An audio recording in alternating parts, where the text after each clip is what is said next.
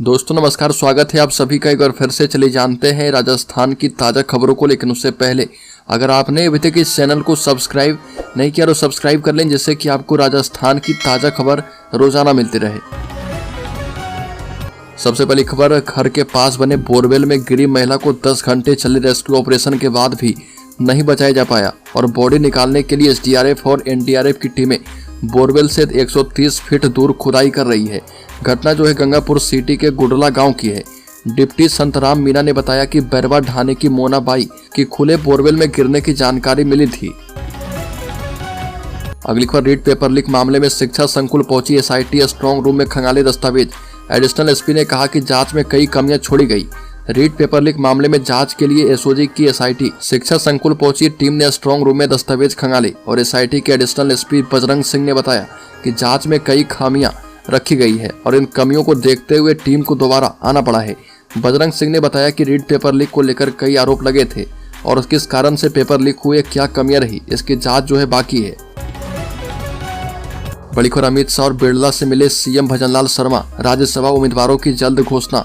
मुख्यमंत्री की प्रदेश के सांसदों के साथ चाय पर चर्चा। मुख्यमंत्री भजनलाल शर्मा ने केंद्रीय गृह मंत्री अमित शाह से मुलाकात की है और मुख्यमंत्री ने अमित शाह से मुलाकात को शिष्टाचार के नाते मिलना बताया है, लेकिन इसके सियासी मायने हैं। बताया जाता है कि मुख्यमंत्री ने अमित शाह को सरकार के कामकाज और सियासी मुद्दों पर फीडबैक दिया है।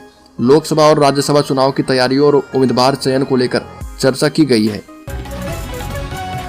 बड़ी खबर, जालौर जिले के भिनमाल में नीलकंठ महादेव मंदिर की प्रथम वर्षगांठ पर बागेश्वर धाम के पंडित धीरेन्द्र कृष्ण शास्त्री जो है पहुंचे थे और राम कथा महोत्सव में भाग लिया। बता दें कि इस दौरान लोगों को संबोधित करते हुए पंडित धीरेन्द्र कृष्ण शास्त्री ने कहा कि हम तब तक शांत नहीं बैठेंगे जब तक कि भारत हिंदू राष्ट्र नहीं बन जाता। अब तो हमारी ताकत जो है डबल हो गई है, इसलिए अब तो भारत में हम क्रांति लाकर ही रहेंगे। बड़ी खबर, कांग्रेस सरकार में उलझी सफाई कर्मचारियों की भर्ती को हरी झंडी मिल गई है। भर्ती 13,184 पदों पर नहीं होकर के 24,956 पदों पर होगी और इसी महीने प्रक्रिया शुरू होगी। अब की भर्ती इंटरव्यू पर नहीं होकर प्रैक्टिकल पर होगी। आवेदन करने वालों से सफाई करवाई जाएगी और प्रैक्टिकल के दौरान सफाई का पैसा दिया जाएगा। भर्ती को लेकर मंत्री की डीएलवी और यूडीएच अधिकारियों में बैठक हो चुकी है। भर्ती पर एएजी की ओपिनियन के लिए फाइल भेजी गई है। बड़ी खबर, 50,000 शिक्षकों के प्रमोशन की राह खुली। शिक्षा विभाग की भर्ती में सभी पेपर में 40% अंक की बाध्यता भी खत्म हो गई है। वरिष्ठ अध्यापक से व्याख्याता के पद पर 4 साल से अटकी पदोन्नति का रास्ता साफ हो गया है। कार्मिक विभाग ने शिक्षा सेवा नियम में संशोधन की अधिसूचना जारी कर दी है। अब 50,000 शिक्षकों की पदोन्नति हो पाएगी और व्याख्याता के पद भरे जा पाएंगे। साथ ही शिक्षा विभाग की भर्तियों के प्रत्येक प्रश्न पत्र में 40% अंक प्राप्त करने के प्रावधान में बदलाव किया गया है।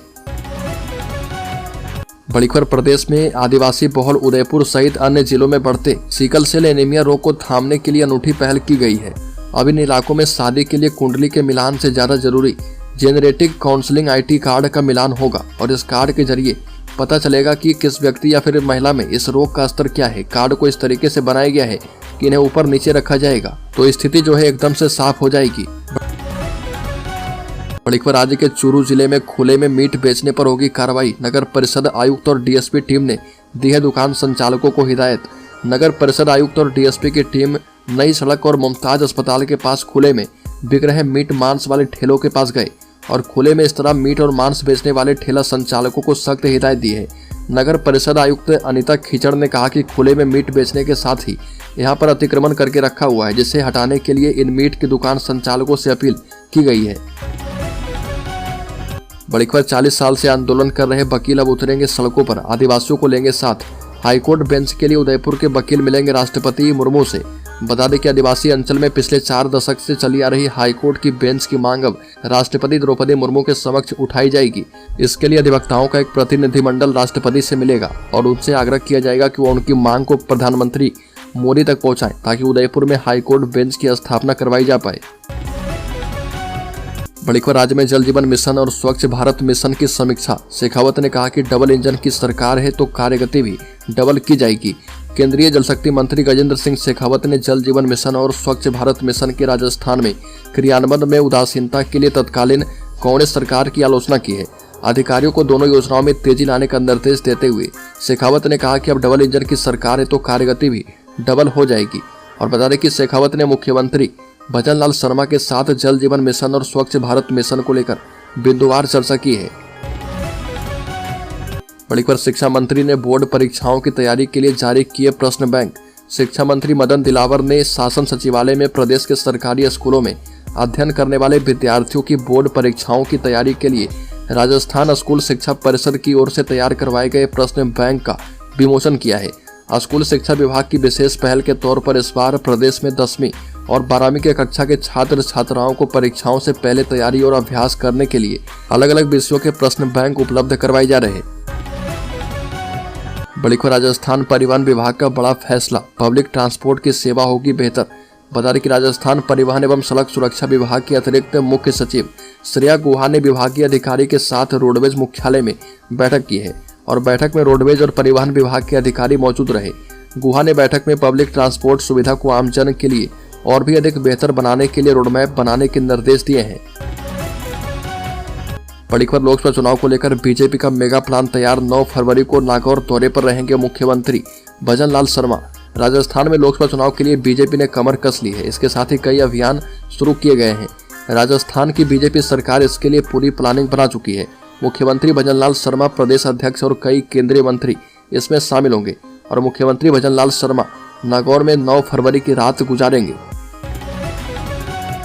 बड़ी खबर, राजस्थान लोक सेवा आयोग द्वारा की जा रही अभ्यर्थियों के दस्तावेजों की जांच के दौरान मूल अभ्यर्थी के स्थान पर डमी अभ्यर्थी द्वारा परीक्षा देने का एक और मामला सामने आया।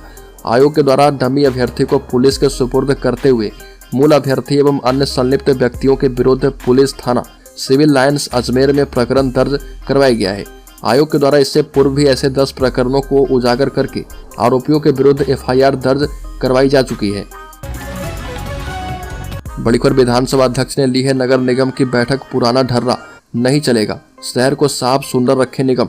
विधानसभा अध्यक्ष वासुदेव देवनानी ने अजमेर शहर की सफाई, ड्रेनेज, सीवरेज और सौंदर्यीकरण को लेकर नगर निगम के अफसरों पर बरसे और अफसरों को चेतावनी दी कि पुराना ढर्रा नहीं चलेगा। शहर को साफ और सुंदर रखना हमारी जिम्मेदारी है। अगले साल अजमेर स्वच्छता रैंकिंग में शीर्ष पर होना चाहिए। बड़ी खबर, राजस्थान में शिक्षा मंत्री ने कहा कि स्कूल में यूनिफॉर्म के अलावा कुछ भी मान्य नहीं है। शिकायत मिली तो कार्रवाई की जाएगी। राजस्थान के स्कूलों में ड्रेस के अलावा छात्र छात्राएं कुछ और पहनकर नहीं आएगी। राज्य के शिक्षा मंत्री मदन दिलावर ने कहा कि आदेश जारी हो चुके हैं कि स्कूल में यूनिफॉर्म के अलावा कुछ भी मान्य नहीं है। यह भी कहा कि यूनिफॉर्म पहनकर ही स्कूल में जाइए। साथ ही कहा कि पहले से लागू है, निर्देश भी दे दिए गए हैं। ऐसी शिकायतें मिली तो कार्रवाई करूंगा।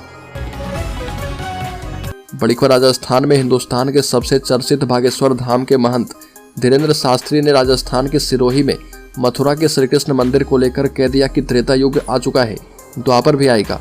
अपने बयानों को लेकर चर्चा में रहने वाले बागेश्वर धाम के महंत धीरेन्द्र शास्त्री ने सिरोही में कहा कि हिंदू राष्ट्र का संकल्प है और देश में द्वापर युग की लाने की तैयारी है। अगली खबर, राजस्थान का पत्थर और इटली का संगमरमर 18 लाख ईंट से यूएई में बना है पहला हिंदू मंदिर। बता दें कि संयुक्त अरब अमीरात यूएई है तो एक मुस्लिम देश, लेकिन अगले हफ्ते में यूएई के राजधानी अबू धाबी में मंदिर के घंटों की आवाज गूंजेगी और शंखनाद होगा। बता दें कि ये सब 18 फरवरी को अबू धाबी में बने भव्य हिंदू मंदिर का उद्घाटन के बाद ही मुमकिन है और इस मंदिर का उद्घाटन प्रधानमंत्री मोदी करेंगे। अगली खबर, राज्य में नए ऐलानों से ज्यादा बकाये की चिंता, गाँव के ही 10,000 करोड़ पेंडिंग है। बता दें कि राजस्थान फाइनेंशियल मैनेजमेंट के लिए जाना जाता था और आज मिस मैनेजमेंट की मिसाल बन गया है। लोकसभा चुनाव सिर पर है और गांव में सरकारी योजनाएं फंड की कमी से ठप पड़ी है। राज्य वित्त आयोग, मनरेगा, व्यक्तिगत लाभ की योजनाएं, जल जीवन मिशन और प्रधानमंत्री आवास योजना का पैसा पंचायतों तक पहुंचता ही नहीं है और अब सरपंचों ने सरकार को चेतावनी दी है कि जल्द उनका पैसा रिलीज नहीं किया गया तो 15 फरवरी से पंचायतों में तालाबंदी कर दी जाएगी और अफसरों का फाइनेंशियल मिसमैनेजमेंट प्रदेश की नई भजन लाल सरकार को भारी पड़ रहा। बड़ी खबर, पूर्व मंत्री प्रताप सिंह खाचरेवास का आरोप है कि राजस्थान की नई भाजपा सरकार पिछले 2 महीने से अपने हनीमून पीरियड पर चल रही है। यह भी कहा कि प्रधानमंत्री नरेंद्र मोदी ने राजस्थान की जनता से वादा किया था कि 10 दिन में पेट्रोल डीजल के दाम राजस्थान में 13 रुपये प्रति लीटर कम कर दिए जाएंगे, लेकिन आज तक पेट्रोल डीजल 12 पैसे भी कम नहीं किए गए हैं। खाचरेवास ने कहा कि राज्य सरकार तुरंत पेट्रोल डीजल के दाम कम करके जनता को राहत देते हुए अपना वादा पूरा करे।